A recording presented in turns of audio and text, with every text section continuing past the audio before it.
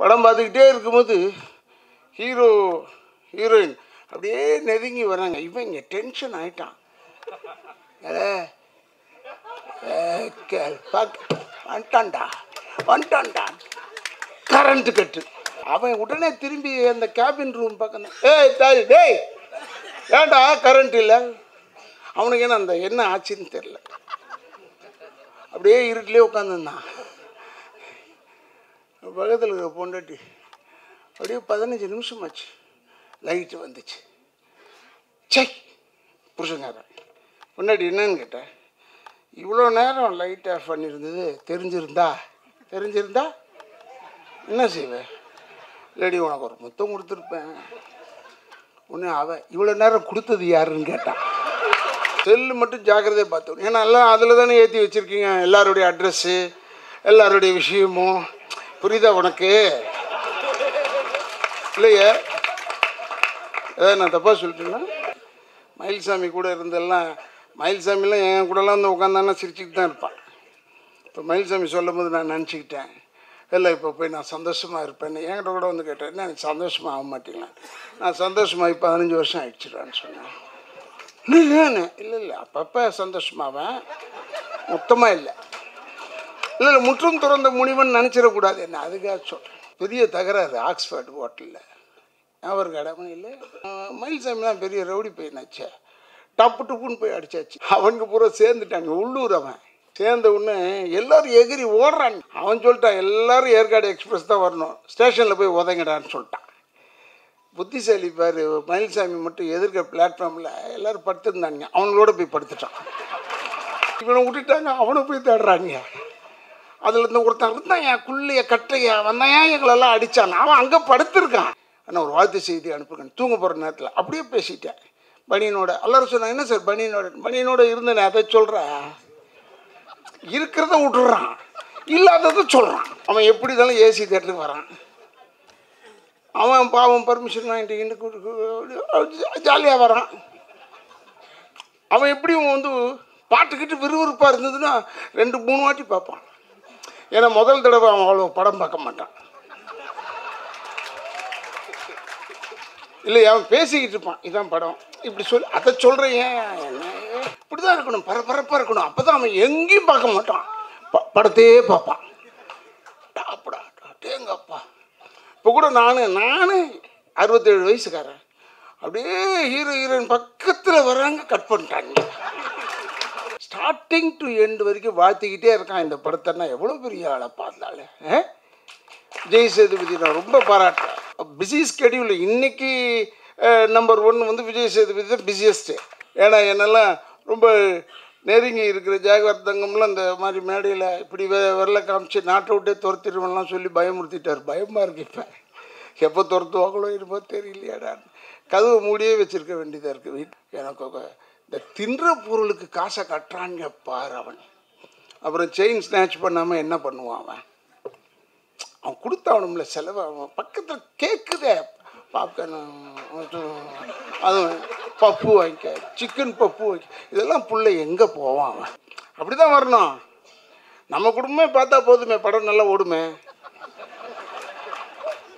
நான் அப்படி தான். எங்கள் வீட்டிலலாம் வந்து எங்கள் கும்பல் வந்து வந்ததுன்னா ஒரு எம்எல்ஏ ஆகிடுவாங்க. அது மாதிரி பெரிய கும்பல். எங்கள் அப்பா அதில் மனசார ஐயோ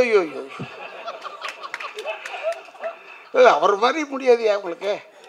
உண்மையிலே சொல்கிறேன், பெரிய கோடீஸ்வரனை கூட சொல்கிறேன். தமிழ்நாட்டில் எவ்வளோ பெரிய ஆளாம் எம்ஏ ராமசாமி செட்டியாரே வச்சுக்கியா, செத்து போயிட்டாரு, அவரை பற்றி சொல்கிறதுக்கு இல்லை. நாங்கள் சாதாரண வில்லன் குடும்பம் தான். நான்லாம் இப்போ கும்பகோணம் போனேன்னா எங்களுக்கு ஒரு வீடு இருக்குது. நான் உண்மையில் தங்குறது ஹோட்டலில் தங்க மாட்டேன். கும்பகோணத்தில் எங்கள் சித்தி வீட்டில் போய் தங்குவேன். மாயவரம் போனால் எங்கள் வீடு இருக்குது. நீ தமிழ்நாடு மேப்பை போட்டுப்பாரு. இந்த கூகுள்லாம் சொல்கிறானே, அதுக்கிட்ட கேட்டுப்பாரு. வேறு மாதிரி கிடு கிடு கிடு கிடு கிடு கிடு கிடு கிடு கிடு தாண்டிக்கிட்டே போகும். அது ஒரு கௌரவமான விஷயம் தான். ரொம்ப பேர் கட்டின பொண்டாட்டி செத்ததுக்கு சொல்ல முடியாமல் பயந்தாங்க ஒரு காலத்தில். அதெல்லாம் நாங்கள் சொல்ல மாட்டோம். யார் கேட்டாலும் சொல்லிடுவோம். அவங்க எங்கள் சித்தி, அவங்க எங்கள் சித்தி, இவங்க எங்கள் சித்தி தான். அவன் ஓஞ்சிருவான்.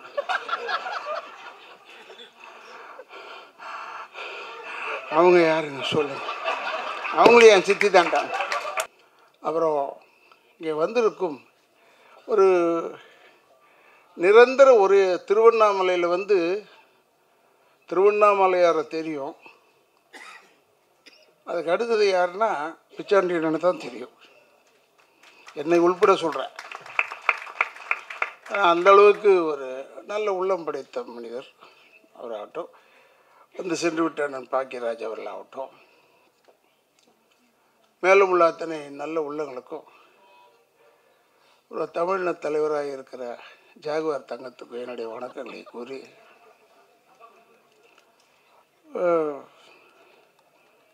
மற்றும் உள்ள நல்ல உள்ளங்களுக்கும் நான் சில பேரை விட்டிருந்தால் உதட்டளவில் விட்டிருப்பேன், உள்ளத்தளவில் விட்டிருக்க மாட்டேன் என்பதையும் சொல்லி, சகோதரர் விஜய் சேதுபதி பற்றி ஒரே ஒரு வரி சொல்கிறேன்.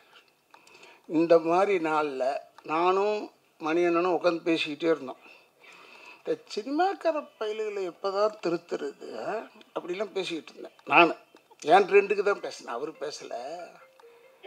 ஆனால் இந்த விஜய் சேதுபதி மனுஷன் கேள்விப்பட்ட போது இப்போ இவங்க தான் சொல்கிறாங்க, ஸ்டார்டிங் டு எண்டு வரைக்கும் வாழ்த்திக்கிட்டே இருக்கான் இந்த படத்தைன்னா எவ்வளோ பெரிய ஆளை பார்த்தாலே. விஜய் சேதுபதி நான் ரொம்ப பாராட்டுறேன். நல்ல அந்த ஒரு உள்ள மரணம்ங்க. ரிலீஸுக்கெல்லாம் இந்த இப்போ வந்து கேசட் வெளியிட்டு விட வந்தாச்சு. அவர் பிஸி ஸ்கெடியூல். இன்றைக்கி நம்பர் 1 வந்து விஜய் சேதுபதி தான் பிஸியஸ்ட்டு. அவர் சொல்லவே தேவையில்லை, நான் ஷூட்டிங் போகிறேன்னு சொல்லவே தேவையில்லை. ஷூட்டிங் இல்லையான்னு தான் கேட்டால் தான் ஆச்சரியம். ஷூட்டிங் டெய்லி இருக்கும். இது ஒரு டைம் தானே, சினிமா எப்பவுமே ஒரு நேரம் தானே. அதனால் அந்தந்த டைமில் அப்பப்போ பிஸியாக இருக்கும்போது கூட நிறைய பேர் அந்த ஏணியை மறந்துடுறாங்க. இந்த ஒரு மனுஷன் மட்டும் ஏணியை வைத்து கும்பிட்டு கொண்டு இருக்கிறான்னு நான் பாராட்டுறேன். ஏன்னா ஒரு சின்ன குரூப் தானே மரியாதை கொடுக்காம இல்லாமல் வந்து, அதுவும் இப்போ மயில்சாமி பையன் ஹீரோ. இந்த ஹீரோ வாழ்த்துறதே கஷ்டம். ஒரு வாட்டி யாருன்னா அசோகண்ணா வந்திருந்தார் எங்கள் வீட்டுக்கு, எங்கள் அப்பாக்கிட்ட. என்னடா, அவர் ஒண்டி தான் முதல்ல பட்டம் வாங்கியவர், பிஏ பட்டம் வாங்கியவர். அதனால் அவர் ரொம்ப பிடிக்கும் எங்கள் அப்பாவுக்கு. என்னடான்னு கேட்டார். இல்லைண்ணா இது சத்தியம்ன்ற படத்தில் நான் ஃபஸ்ட்டு டைம் ஹீரோவை நடிக்கிறேன். அப்படியாடா, வாழ்த்தணும். நான் வாழ்கன்னு சொன்னால் வாழ்ந்துட போகிறேன், ஒழிகன்னா ஒழிஞ்சிருவியாடா, என்னடா அப்படி சொல்லும் போது அவர் இன்னொரு வார்த்தையை சொன்னார். வேறு ஒரு 4-5 ஹீரோ பேரெல்லாம் சொல்லி அங்கெல்லாம் போய் நான் வாழ்த்து வாங்கிட்டு வந்தேன். அடா பாவி, ஏடா நான் வில்லன் ஃபாதர், நான் வந்து உன்னை வாழ்த்தலாம், ஹீரோக்கிட்டே போய் வாழ்த்து கேட்டால் எவடா வாழ்த்துவான் உன்னை அப்படி சொன்னார். ஆனால் அப்படி இல்லாமல் விஜய் சேதுபதி இங்கே வந்து இந்த பையனை வாழ்த்தி பாராட்டி போகிறாருன்னா ரொம்ப ஒரு பெருமைக்குரிய விஷயம். Hats off to Vijay Sethupathi. நான் அவரை வந்து ரொம்ப சின்ன லெவல்லேருந்தே பார்த்துருக்கேன். இன்றைக்கி ரொம்ப பிஸியஸ்ட்டாக இருக்கும் போதும் பார்க்குறேன். அதே மாதிரி மயில்சாமியை பற்றி சொல்லணும்னா, மயில்சாமி சொன்னார் பாருங்க, ராதா ரவினா என்ன ஃப்ரெண்டுக்குண்டெல்லாம் வந்து இப்போ இவ்வளோண்டு தம்மா துண்டெல்லாம் எல்லாரையும் அளவு காமிச்சான். அப்படி நான் சிரிச்சுக்கிட்டேன். எப்படின்னா, நான் சொல்கிறேன், அன்புக்கு சொல்கிறேன், உங்கள் அப்பா மாதிரி ஒரு புத்திசாலி உலகத்தில் கிடையாது. பெரிய தகராறு ஆக்ஸ்ஃபோர்டு ஹோட்டலில், ஞாபகம் இடமே இல்லை, ஆக்ஸ்ஃபோர்டு ஹோட்டலில் ஒரு பெரிய தகராறு. படம் பாராட்டு விழாக்கு போகும்போது அவங்க மயில்சாமிலாம் பெரிய ரவுடி பையனாச்சே, டப்பு டப்புன்னு போய் அடித்தாச்சு. யாரை? ஹோட்டலில் வேலை செய்கிறவனில்ல, அவனுக்கு பூரா சேர்ந்துட்டாங்க. உள்ளூர் அவன் சேர்ந்த உடனே எல்லோரும் எகிரி ஓடுறாங்க. அவன் சொல்லிட்டான், எல்லோரும் ஏற்காடு எக்ஸ்பிரஸ் தான் வரணும், ஸ்டேஷனில் போய் உதங்கடான்னு சொல்லிட்டான். புத்திசாலி பாரு, மயில்சாமி மட்டும் எதிர்க்க பிளாட்ஃபார்மில் எல்லோரும் படுத்துருந்தாங்க, அவங்களோட போய் படுத்துட்டான்.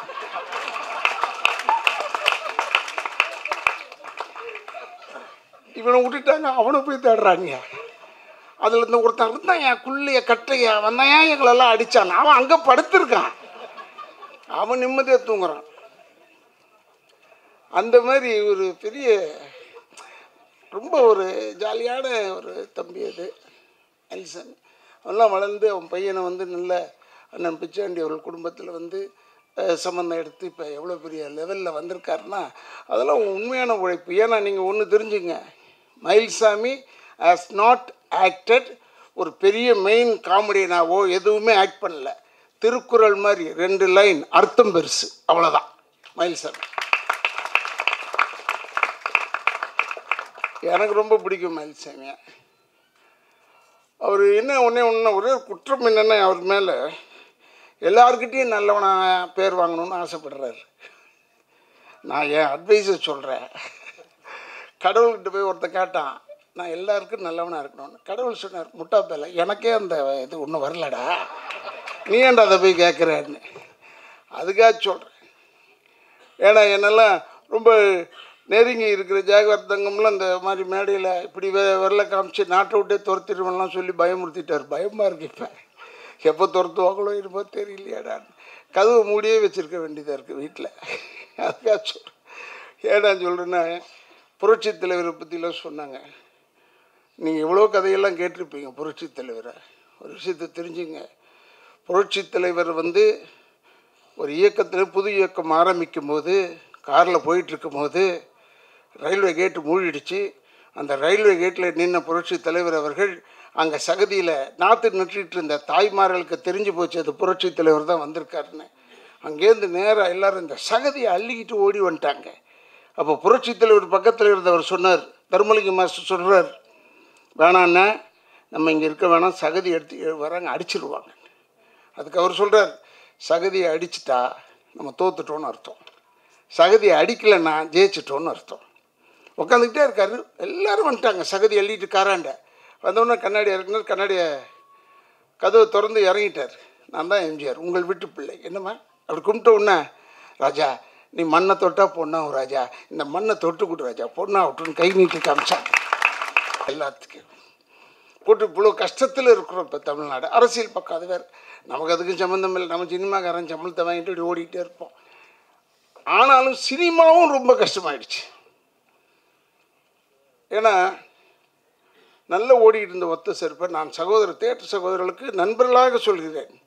ஏன்னா அண்ணன் பாக்யராஜ் பேசும்போது ராதாரவி சில டைமில் ப்ராப்ளமேட்டிக்காக பேசிடுவார். ப்ராப்ளம் என்பது என்ன தெரியுமா, நம்மளால் சால்வ் பண்ண முடியலன்னா தான் அது ப்ராப்ளம். என்னால் எல்லாம் சால்வ் பண்ண முடியும், எனக்கு ப்ராப்ளமே கிடையாது. அதனால் சொல்கிறேன், கேட்குறவங்களுக்கு ப்ராப்ளம், பார்க்குறவங்களுக்கு ப்ராப்ளம், திட்டுறவங்களுக்கு ப்ராப்ளமே இல்லையோ, எனக்கு ப்ராப்ளமே கிடையாது. அதனால் சொல்கிறேன், தேட்ரு சகோதரர்களுக்கு சொல்கிறேன், பெரிய படம் பார்த்திபன் நடித்த படம் ஒத்த செருப்பு. நான் நடிக்கவே இல்லை, படம் போய் தேட்டரில் பார்ப்பேன். தேட்டரில் போய் பார்த்தேன். ஏன்னா நான் வந்து இந்த திருட்டு விசிலாம் பார்க்க மாட்டேன், அது பெத்த தாயை விற்றதற்கு சமம். அதனால் நான் அதை பண்ணுறதில்லை. நான் தேட்டரில் போய் தான் படம் பார்த்தேன். அப்படியே பார்த்துட்டு அசந்துட்டேன். பார்த்துட்டு இதுக்கு முன்னாடி ரொம்ப பல வருஷத்துக்கு முன்னாடி பிளாக் அண்ட் ஒயிட்டில் சுனில் தத் நடித்த படம் அதே தான், சிங்கிள் மேன் ஆக்டிங். அது மாதிரி ஒரு சிங்கிள் மேன் பண்ணார். அவருக்கு உடனே பாராட்டி பேசினேன், ஆனால் ஒரு வாழ்த்து செய்தி அனுப்புங்க, தூங்க போகிற நேரத்தில் அப்படியே பேசிட்டேன். பனியனோட எல்லாரும் சொன்னாங்க, என்ன சார் பனியனோட இருந்தேனே, அதை சொல்கிறேன், இருக்கிறத விட்டுறான், இல்லாததை சொல்கிறான். அரை டம்ளர் தண்ணி இருந்தால் அரை டம்ளர் தண்ணி இருக்கேன்னு பாராட்டிக்கணும், அரை டம்ளர் தானே ஆடாங்க, இது மாதிரி சொன்னோம்னா தப்பாகிடுது. அதனால் நான் என்ன செஞ்சேன், பனியனோட தான் பேசியிருக்கேனே அப்படின்னு சொன்னேன். இதெல்லாம் ஏன் சொல்கிறேன்னா, பார்த்திபன் அப்படியே அழுதுட்டாப்புல, என்னென்ன பனியன் நீங்கள் யோ நீ வாழணுயா, எல்லா சினிமாக்காரன் வாழணுமையா, நான் பேசுகிறது கரடு முரடாக இருக்குன்னு சொல்கிறீங்க, நான் கரடு முரடே கிடையாது, உள்ளத்தை வாங்கிக்காமல் பேசுகிறது தான். ஏன்னா அந்த நின்றுட்டு நான் பதிலும் சொல்லிகிட்டு இருக்க மாட்டேன், அதனால தான் தொல்லை. அதை வாங்கிட்டு போயிட்டு நம்மளாம் வந்து சந்தையில் விற்கிற பாவக்காய் மாதிரி, உடம்புக்கு நல்லது, கசக்கும், ஆனால் விற்காதன்னு சொல்கிறதுக்கு உனக்கு உரிமை கிடையாது. அதைத்தான் சொல்கிறேன் நான். அதனால் பார்த்திபன் சொன்ன ஒன்றும் கவலைப்படாதே, படம் ஓடுயா, ஹவுஸ் ஃபுல்லுங்க தேட்ரு. அந்த படத்தை போய் அடுத்த நாள் எடுக்கிறேன்னு சொல்கிறாங்க. அது வந்து தற்கொலைக்கு சமம்ங்க. அது ரொம்ப அழுகுறாரு.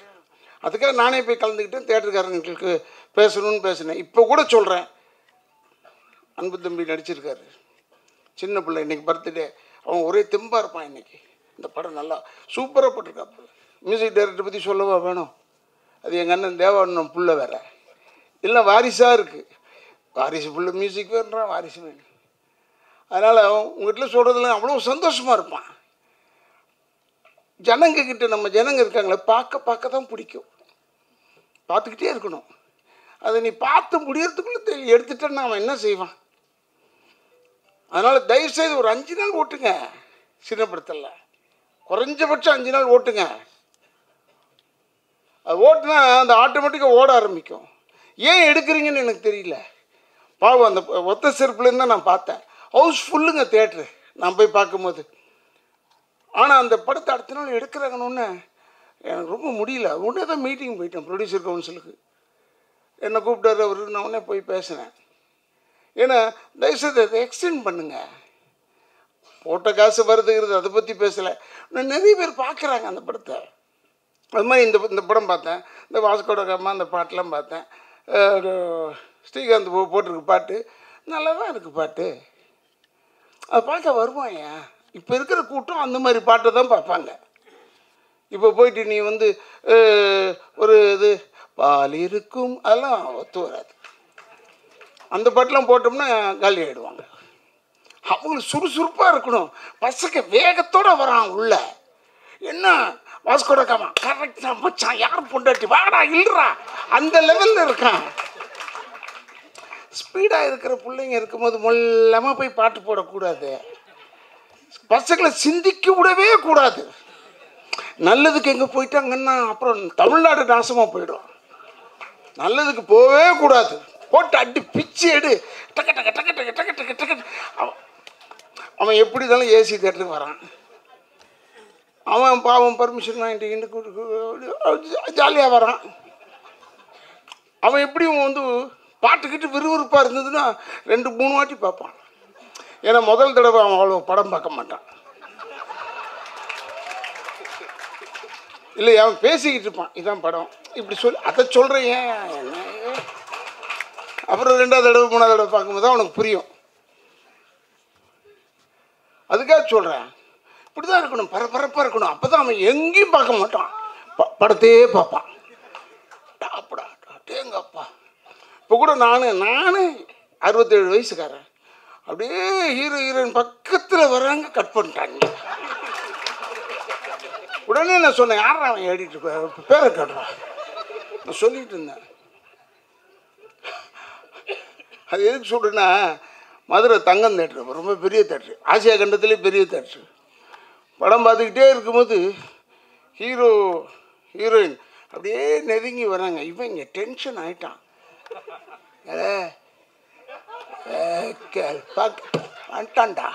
வந்துட்டான்டா கரண்ட்டு கட்டு. அவன் உடனே திரும்பி அந்த கேபின் ரூம் பக்கம், டேய் ஏன்டா கரண்ட் இல்லை? அவனுக்கு என்ன ஆச்சுன்னு தெரில. அப்படியே இருட்டிலே உட்காந்துருந்தான். பக்கத்தில் இருக்க பொண்டாட்டி அப்படியே 15 நிமிஷம் ஆச்சு, லைட்டு வந்துச்சு. சை புருஷங்காரன். பொண்டாட்டி என்னன்னு கேட்டேன். இவ்வளோ நேரம் லைட் ஆஃப் பண்ணியிருந்தது தெரிஞ்சிருந்தா என்ன செய்வேன்? இல்லடி உனக்கு ஒரு முத்தம் கொடுத்துருப்பேன். ஒன்று அவன் இவ்வளோ நேரம் கொடுத்தது யாருன்னு கேட்டான்.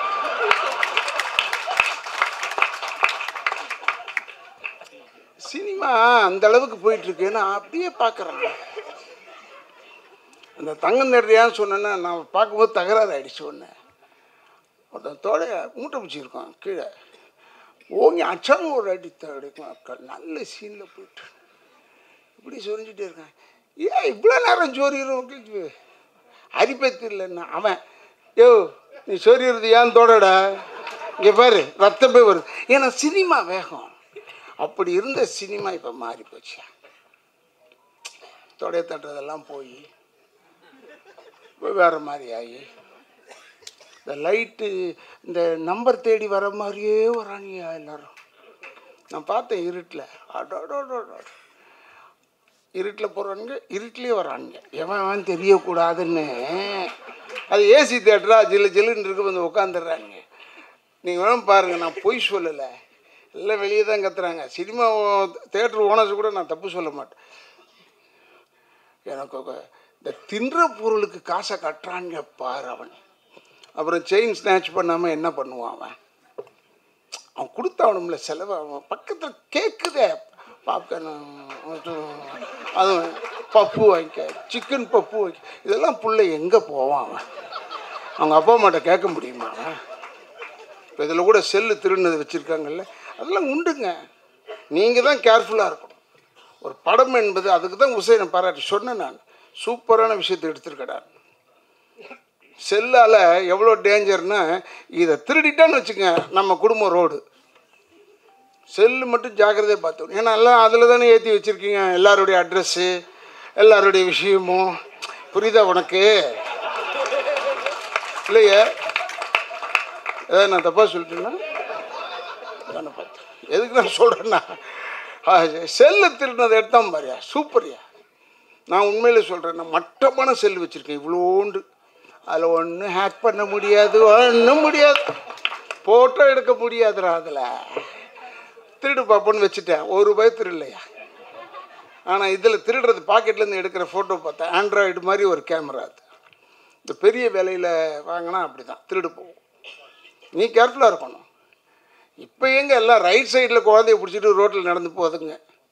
கார் வந்து அடிச்சுட்டு போட்டு ஒன்று. இவங்க ரைட்டில் வந்து குழந்தைய லெஃப்ட்டில் பிடிச்சிட்டு போகணும். அதுக்காக சொல்கிறேன், அதெல்லாம் சிவிக் சென்ஸு, அதெல்லாம் நமக்கு வராது, கவலை இல்லை. இருந்தாலும் இந்த படம் வந்து பிரமாதமாக தேவாவை பற்றி ஒன்றுமே, அதாவது தேவானந்த பிள்ளையை பற்றி, ஸ்ரீகாந்தை பற்றி சொல்ல தேவையில்லை. இவர் சொன்னார், மயில்சாமி சொன்னார், இவ்வளோண்டா பார்த்தேன். நான் உண்மையாக சொல்கிறேன், நான் பார்க்கும்போது அவன் கருவே ஆகலை. ஆமாம், அவங்க அப்பா வந்து அவங்க அண்ணன் தேவானனும் போஸஸ் தேவான்ற பேரில் எங்கள் வாசன் ட்ரூப்பில் தான் வாசிப்பாங்க. மொராக்கஸ் அடிப்பார் இவங்க அப்பா, சிக்கு சிக்கு சிக்கு சிக்கு சிக்குன்னு. அப்போல்லாம் பார்த்துருக்கேன் எம்எஃப்ஏல. ஏன் நான் சொல்கிறேன்னா, என் படத்துக்கு அண்ணன் தேவானா, என் படத்துக்கு நீங்கள் மியூசிக் டைரக்டர் டக் டக் டக் டக்குன்னு சாங் போட்டு கொடுத்தாரு. அவர் வாங்கின பணம் எவ்வளோ தெரியுமா? அவர் அப்போல்லாம் வந்து பிஸியஸ்ட் மேனாக இருக்கிறார். என்கிட்ட இருந்து வாங்கின படம் வந்து வெறும் ₹5000 வாங்கினார். அவர் கிட்டத்தட்ட எப்படினாலும் ஒரு ₹5 லட்சம் வாங்க வேண்டியவர், வெறும் ₹5000. என்னென்னா, நீ ஒரு பெரிய கலை குடும்பம்டா, நீ பெரிய நடிகர்களுடைய மகன், உனக்கு போய் நம்ம பணம் வாங்கினா எப்படிப்பான்? அவர் சொன்னார். ஆனால் நம்ம நன்றி உள்ளவங்க, இந்த சினிமாக்காரங்க மாதிரி நன்றி இல்லாமல் இருக்க மாட்டோம். அடுத்த படத்துலையும் போட்டுட்டேன். அவர் தான் ஆச்சரியப்பட்டார், என்னது என்ன அடுத்த படத்துலையும் போடுறேன். ஆமாண்ணே வாங்கினேன், நாமெல்லாம் நன்றி மறக்க மாட்டோம், வாங்க உங்களுக்கு நான் கொடுக்குறேன்னு சொல்லிட்டு நடிகர் சங்கம் தேட்டரில் வச்சு தட்டில் வச்சு கொடுத்தேன் பணத்தை. எதுக்காக சொல்கிறேன்னா, அவருக்கு எனக்கு இருந்த உறவு அப்படி. இப்போ கூட அப்பப்போ வருவேன். அதனால் இந்த படம் வந்து நல்லா ஓடணும், ஜனங்களே வந்து எல்லாம் தேட்டரில் படம் பாருங்க அப்படின்னு ஒவ்வொருத்தங்க காலையிலையா விழுவணும். என்னமோ புரியல, ஜனங்க ஏன் தேட்டருக்கு வர மாட்டேறான்னு தான் எனக்கு தெரில. அது என்னென்னமோ சொல்கிறாங்க, 3 தமிழ் ராக்கர்ஸ்ன்னு நிறைய சொல்கிறாங்க. இல்லைன்னா அவங்க காலில் போய் விழுந்துடலாம்னா அவங்க யாருன்னு தெரில எனக்கு. தெரிஞ்சால் நான் போய் காலில் விழுந்துருவேன். விட்றாடே, ஒரு 5 நாளைக்கு விட்றா, இவங்கள சின்ன பிள்ளைங்கடா, 5 பேர் சேர்ந்து எடுத்திருக்காண்டா பஞ்சபாண்டவர் மாதிரி. இதில் பாவம், ஏன்னா ஒற்றுமையாக படம்லாம் எடுக்கவே முடியாதுடா. 5 பேர் எடுத்திருக்கான் பார், பாராட்டுறான்டா. அதுக்காக விட்டுறா கண்ணு, நீ பெரிய படம் ஏதாவது ஒன்று போட்டுக்க, சின்ன படத்தை விட்டுறான். ஏன்னா என் பிள்ளடா அவன், அன்பு அவன் ஓடணும்டா. அது அவன் ஓடினா இன்றைக்கி தமிழ்நாட்டில் தமிழ் ஹீரோ கிடைப்பான், நமக்கு தமிழ் பேசக்கூடிய ஒரு ஹீரோ கிடைப்பான்ல. அதுக்காக சொல்கிறேன். அதனால் தயவுசெய்து அன்பு போன்றவர்கள்லாம் வரணும், வெளியே படம் வரணும், நிறைய படம் வரணும். மயில்சாமி அவங்க பிள்ளைக்கெல்லாம் நான் சொல்லலை, எல்லார் பிள்ளைங்களும் வரணும். பாக்யராஜன் பையனும் வரணும். தமிழ்ரா, எல்லாம் தமிழ்கார பயில்கடா.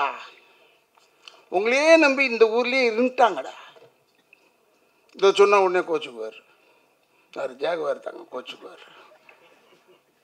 ஆந்திராவில் போய் நடிச்சிருந்தா உண்மையிலே இவன் பெரிய ஹீரோ ஆகிடுவான். நான் ஏன் ஃபைட் பண்ணுறான், அந்த ஃபைட் மாஸ்டர் பாராட்டுறேன். இதான் ஃபஸ்ட்டு டைம் நான் பார்க்குறேன். ஹை ஸ்பீடில் ஜாகுவார் தங்கத்துக்கு தெரியும் ஃபைட்டை பற்றி சொல்கிறேன். தலையில் குத்தம்போது தலை திரும்புதியா, ஒருத்தனுடைய தலை திரும்புது அந்த ஷாட்டில். அந்த ஆளுக்கு என்ன ஆச்சோ எனக்கு தெரியாது. ஆனால் இருந்தாலும் அழகாக எடுத்திருக்காங்க ஃபைட். அதனால் சொல்கிறேன், நம்ம சொல்லிக்கிட்டே தான் இருப்பேன், கத்திக்கிட்டே தான் இருப்பேன். ஏன்னா நான் எது நல்லதுன்னு படுதோ பேசிடுவேன். அதுக்கப்புறம் நிறைய பேர் கத்துவாங்க.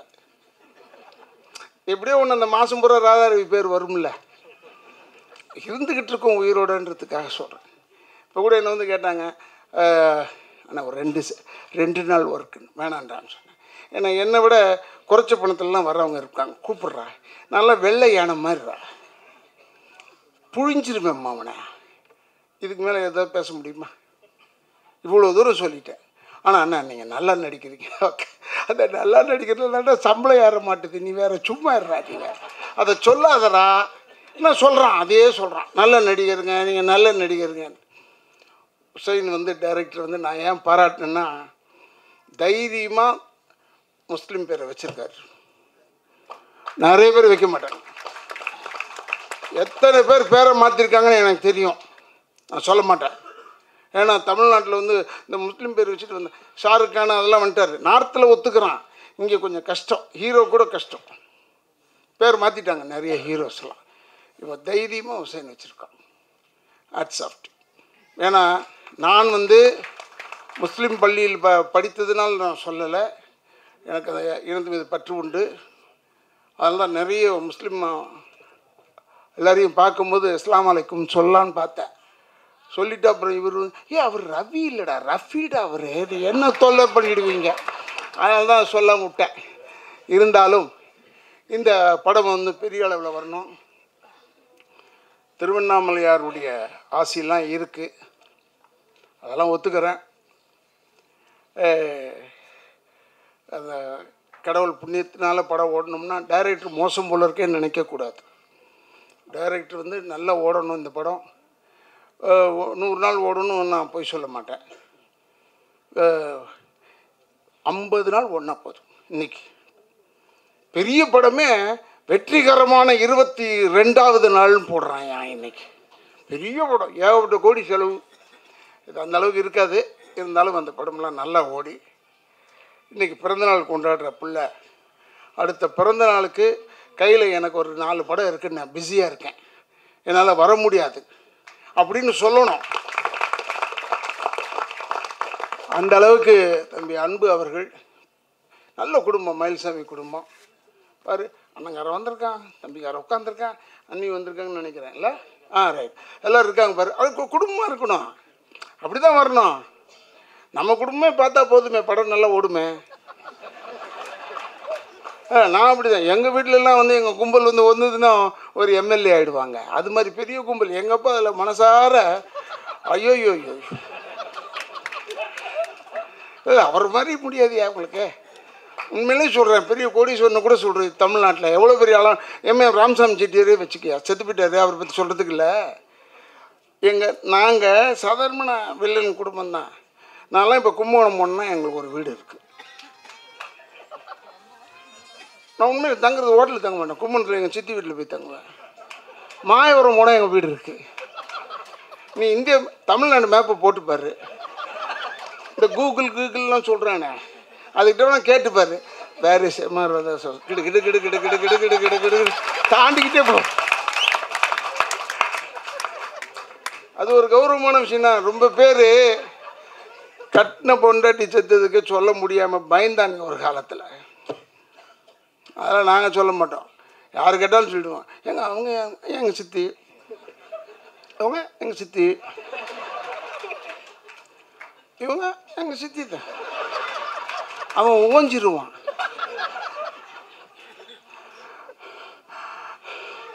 அவங்க யாருங்க சொல்லுங்க, அவங்களும் என் சித்தி தான்டா. பேனாவை வளைச்சிருவோம், ஜாக்கிரதை. எதுக்கு சொல்கிறேன்னா, நாங்களாம் சந்தோஷமாக இருக்கிறோம், ஹாப்பியாக இருக்கணும் லைஃப்பில். மயில்சாமி கூட இருந்தெல்லாம், மயில்சாமிலாம் என் கூடலாம் வந்து உட்காந்தானா சிரிச்சுக்கிட்டு தான் இருப்பான். இப்போ மயில்சாமி சொல்லும் போது நான் நினச்சிக்கிட்டேன், இல்லை இப்போ போய் நான் சந்தோஷமாக இருப்பேன்னு. என்கிட்ட கூட வந்து கேட்டேன், எனக்கு சந்தோஷமாக ஆக மாட்டேங்களா. நான் சந்தோஷமாகி 15 வருஷம் ஆகிடுச்சிடான்னு சொன்னேன். இல்லைன்னு இல்லை அப்பப்போ சந்தோஷமாவேன், மொத்தமாக இல்லை. இல்லை முற்றும் துறந்த முனிவன் நினச்சிடக்கூடாது என்ன, அதுக்காக சொல்கிறேன். இந்த சிகரெட்லாம் விட்டேன், ஏன்னா அந்த இதில் போடுறானுங்க, சிகரெட்டு வந்து உடல் நலக்கு கேடு, உனக்கு சாவு மரணம் முக்கியம், மரணம் வந்துரும்னு போடுறான். ஆனால் குடியை தான் கெடுக்குமா, சாவ மாட்டோம் நம்ம, புரியுதா? அவனே போடுறான், அவனும் அதில் போட வேணாம் முட்டாப்ப, குடியும் சாவாயின்னு போட வேணாம். குடி வந்து வெறும் குடி, குடியை தான் எனக்கு எடுத்துகிட்டு போகுது போட. ஆனால் சிகரெட்டுக்கு எடுத்துருன்னு சொன்னால் சிகரெட் அறவே நிறுத்திட்டேன். இது அப்பப்போ குடிப்பேன் நான். இது எதுக்கு நான் எங்கள் ஆளுங்க இருக்காங்க, இன்டர்நெட் ஆளு, ராதாரவி குடிப்பாராம் போடுவோம் நம்மள டைட்டில். அவங்க உனக்காக தான் பேசுகிறேன் இதெல்லாம் சொல்லி இந்த படம் பெரிய அளவில் வெற்றி விழா கொண்டாட வேண்டும். அண்ணன் பாக்யராஜ் வந்திருக்காரு, பெஸ்ட் ஸ்க்ரீன் பிளே ரைட்டர், அசைக்க முடியாத ஸ்க்ரீன் பிளே ரைட்டர். அதனால் அவரெல்லாம் வந்து வாழ்த்தியிருக்காருன்னா பெரிய விஷயம் இது, நான் உண்மையிலே பாராட்டுறேன். ஏன்னா நான் அவர் நிறைய இடத்துல அவ்வளோ பார்த்ததில்லை இந்த சினிமா ஃபங்க்ஷனில். அவர் என்னை பற்றியே பயப்படுறாரு இருப்பார், ஐயோ இவர் ப்ராப்ளத்தோடு பேசுவார், அதுக்கே முன்னாடி பேசிட்டு போயிட்டாரான்னு தெரில இல்லை. ஆனால் அவர் இருந்துன்னா ஏதாவது ஒம்பழுத்திருப்பேன். தைரியமாக இருக்கணும் லைஃப். இந்த மாதிரி மீன் வந்து ஆற்றோடு அடிச்சுட்டு போனால் செத்து போச்சுன்னு அர்த்தம், எதிர்நீச்சல் போட்டால் தான்டா மீன் உயிரோடு இருக்குன்னு அர்த்தம் இல்லையா? அதனால் இப்போ எதிர்நீச்சல் தான் போட வேண்டும் சொல்லி, தம்பி அன்பு ஒன்றுமே கவலைப்படாத, மனசில் ஏற்றிக்காத, உழைச்சிக்கிட்டே இருக்கணும். நீ வந்து ஒரு தண்ணி மாதிரி இருக்கணும், வேண்டிய இடத்துல ஒதுங்கி போகிறது, வேண்டாத இடத்துல முட்டி பார்க்குறது. நீர் அப்படி தான், நீருடைய குணம் அதுதான், தடுத்தன்னா முட்டிடும். அதனால் நீ யாராவது தடுத்தா முட்டிடு, இல்லையா ஒதுங்கி போயிட்டே இரு. சம்பளம் மட்டும் ஏற்ற போது கேர்ஃபுல்லாக ஏற்று. ஏன்னா நான்லாம் படம் எடுக்கணும்னு ஆசைப்படுவேன், வந்து கேட்பேன், சித்தப்பா பெரியப்பாலாம் பேசுகிறேன், இந்த சம்பளம் வரும்போது எல்லாத்தையும் மறந்துடுவீங்க. இல்லை பெரியப்பா இப்போ நான் வாங்குகிற இவர் பார்ப்பார், என் டேட்டில் இவர் தான் பார்த்துக்கிறாரு, யாரையும் காட்டாத, நீ ஒன்றை மட்டும் காட்டு, நான் உங்ககிட்ட பேசுகிறேன். புரியுதா உனக்கு? எதுக்கு சொல்கிறேன்னா, நீங்கள்லாம் பெருசாக வளரணும் தம்பி, ரொம்ப நாள் இருக்கணும். நான்லாம் இருக்கிறதுக்கு காரணம் என்ன தெரியுமா? சம்பளம் அவர் அவ்வளோவா ஏற்ற மாட்டார், இழிச்சவாயன்னு ஒரு பேர், அது வேற, நான் அதை பற்றி கவலைப்படுறதில்ல. எனக்கு ப்ரொடியூசர் வாழணும், டைரக்டர் வாழணும், என்னை போட்ட டைரக்டர் வாழணும். நான் நல்லா நடிக்கிறதுல என் டைரக்டரை வாழ வச்சுருவேன், பணம் சம்பளம் குறைச்சலாக வாங்குறதுல என் ப்ரொடியூசரை வாழ வைப்பேன். எனக்கு பின்னாடி வந்தவன் பூரா காணாம், இப்போ நான் ஒண்டி தான் இருக்கேன், இப்போ சினிமாவில் இருந்துக்கிட்டே இருக்கேன். என் வாய்க்கு இருக்கக்கூடாது, இருந்தாலும் இருக்கேன் என்று சொல்லி, நீ வந்து சகோதரர் இது உங்கள் அப்பா மயில்சாமிக்கிட்டேருந்து எதை கற்றுக்கிறியோ இல்லையோ, நட்பு எப்படி, எல்லாரையும் பார்க்குறது எப்படி, எல்லாரோடையும் டச் வச்சுக்கிறது எப்படி, காக்கா பிடிக்க தேவையில்லை, எல்லாரோடையும் பழகி வச்சுக்கிறது எப்படி, உறவுகளோடு வாழ்வது எப்படி, அதை நீ தெரிஞ்சுக்கணும். இன்னும் பெரிய அளவில் நீ வளரணும், தாய் தகப்பெல்லாம் சந்தோஷப்படணும் உன்னுடைய வளர்ச்சியை பார்த்து. நான்லாம் உனக்கு ஒரு தகப்பன் மாதிரி, உன்னை மேலே பார்க்கும் போதெல்லாம் எனக்கு சந்தோஷமாக இருக்கும் என்று சொல்லி, இந்த படம் பெரிய அளவில் வெற்றி அடைய வேண்டும். உசைனுக்கு நிச்சயமாக என் படத்தில் ஒரு வாய்ப்பு கொடுப்பேன், கொடுக்காமல் இருக்க மாட்டேன். ஏன்னா நல்லா துணிச்சலாக சொன்னான் ஒரு வார்த்தை, என்னை பற்றி தெரியாமல் சொல்லிட்டான், ஆனால் அடுத்த படம் நீங்கள் என்னோட நடிக்கிறீங்க, அடிக்கண்ணு வா வா, என்னை போட்டால் தானே தெரியும் உனக்கு சொல்லிட்டு விட்டேன் என்று சொல்லி, இந்த கதாநாயகிலாம் நல்லா அது குழந்தையிலேருந்து நடிக்குதுன்னு சொன்னாங்க. அடுத்த கமலா இந்த ஸ்ரீதேவி மாதிரி வரும் போல இருக்குது, இல்லை சான்ஸ் இருக்குது.